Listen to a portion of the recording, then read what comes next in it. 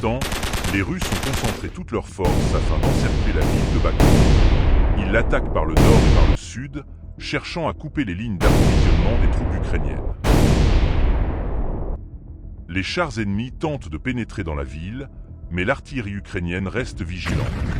Un projectile Excalibur a détruit avec précision un char russe en mouvement, et un peu plus tard, un autre blindé a été anéanti en essayant d'entrer dans la zone urbaine. Les artilleurs ukrainiens détruisent impitoyablement les véhicules ennemis.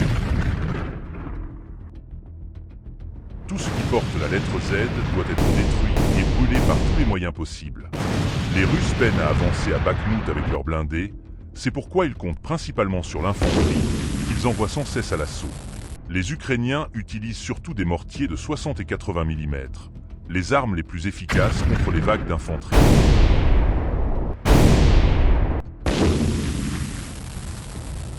Le réglage des tirs se fait depuis des postes d'observation cachés. Chaque coup au but apporte une joie discrète aux commandants ukrainiens.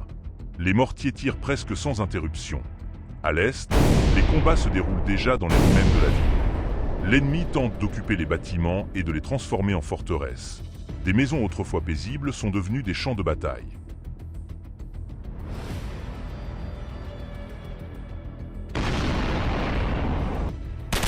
Les Ukrainiens doivent se battre pour chaque rue, pour chaque maison. Le plus difficile est de chasser l'ennemi des bâtiments. Il faut pour cela des mitrailleuses lourdes, et dans les situations les plus critiques, seuls les chars peuvent aider. Les Russes n'hésitent pas à utiliser leurs chasseurs, sachant pourtant que les Ukrainiens peuvent facilement abattre leurs avions.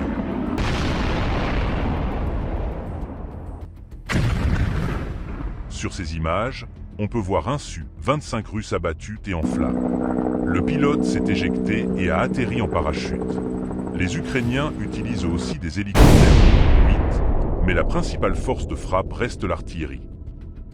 Les troupes russes ont tenté de détruire les précieux obusiers ukrainiens M777 en les attaquant avec des drones kamikazes lancés. Et souvent, elles y parviennent. Parfois, le lancer frappe juste à côté de l'obusier, parmi les projectiles. Dans cette vidéo, on voit un soldat ukrainien tenter d'empêcher la détonation des obus, une tâche dangereuse mais nécessaire. L'obusier M777 peut être réparé, mais pas les munitions. Si elles explosent, elles peuvent causer plus de dégâts qu'un drone russe. Pour les protéger, les Ukrainiens recouvrent leurs pièces de filet comme celui-ci. Les Russes utilisent également les lancers pour détruire d'autres armes importantes, comme le système anti-aérien Stormé HVM. Mais les Ukrainiens possèdent aussi des drones kamikazes. Dans ces images, on voit comment ils les emploient contre les blindés ennemis. Un char a été détruit.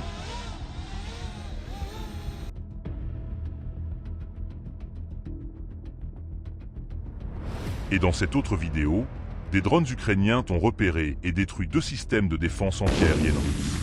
Les Ukrainiens frappent aussi les véhicules blindés ennemis avec leur artillerie. Le projectile guidé Excalibur, d'une précision exceptionnelle, leur permet de détruire des chars avec une exactitude chirurgicale. Il est dirigé par des gouvernes aérodynamiques et utilise le GPS, transformant ainsi les obusiers ukrainiens en véritables fusils de sniper de gros calibre, capables de toucher une cible unique à plusieurs dizaines de kilomètres. Les Russes ne peuvent qu'en rêver. Ils ne disposent pas d'une artillerie de haute précision et gaspillent donc beaucoup plus de munitions qu'il ne faudrait. Mais surtout, les Russes adorent utiliser leurs lance-roquettes multiples MLRS, l'arme la plus aveugle jamais conçue. C'est à cause d'elle que Bakhmout et ses environs ressemblent aujourd'hui à un paysage de la Première Guerre mondiale.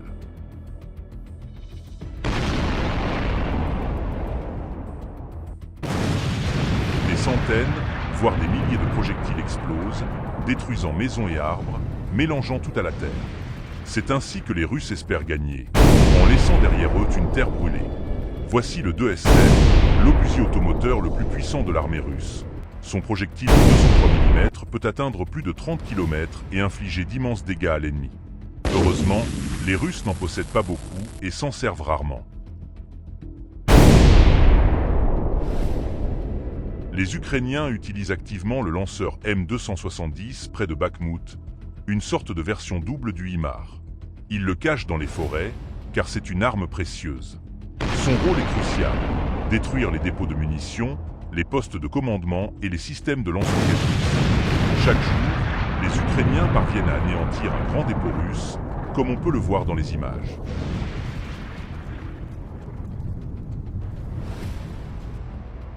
En périphérie de Bakhmout, les troupes ukrainiennes défendent leur position depuis les tranchées.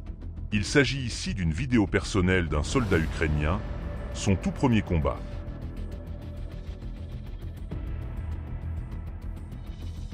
Ces hommes subissent le poids de l'artillerie ennemie. Avant d'avancer, les Russes déversent des tonnes d'obus sur leur position, puis progressent sous le couvert des mortiers. Les soldats ukrainiens doivent d'abord survivre au bombardement, puis repousser les assauts. L'ennemi tente de couper les routes qui ravitaillent la ville, cherchant à l'encercler et à forcer les troupes ukrainiennes à se retirer. Bakhmout est presque encerclée, mais tant que tout mène, la ville peut tenir. Les Ukrainiens l'appellent la route de la vie. Chaque jour et chaque nuit, des renforts et des provisions circulent, tandis que les blessés sont évacués en sens inverse. Le long de cette route, on aperçoit de nombreux équipements ukrainiens détruits.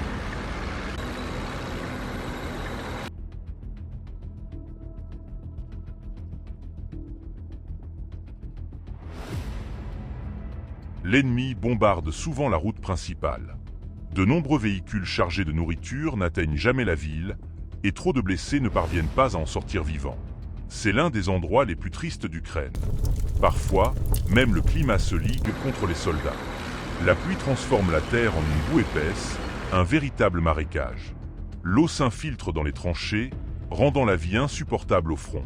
Les véhicules blindés s'enlisent, incapables d'avancer sur ces chemins détrempés. La logistique devient un casse-tête, et chaque minute perdue coûte cher.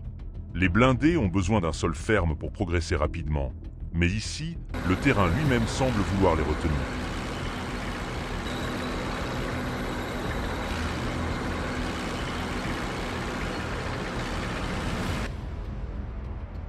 Le commandement ukrainien se réunit tous les quelques jours pour décider s'il faut maintenir les positions ou reculer. Pour l'instant, le rapport de force reste favorable à l'Ukraine. L'ennemi subit beaucoup plus de pertes. Bakhmout résiste, gagnant du temps pendant que les principales forces ukrainiennes préparent une vaste contre-offensive. Dans certaines vidéos apparues en ligne, on distingue ce qui semble être l'utilisation de la bombe américaine de haute précision JDAM. Si cela se confirme, les Russes ont de quoi s'inquiéter. Cette bombe, larguée depuis un avion, peut parcourir plus de 60 km avant de frapper sa cible avec une précision dévastatrice.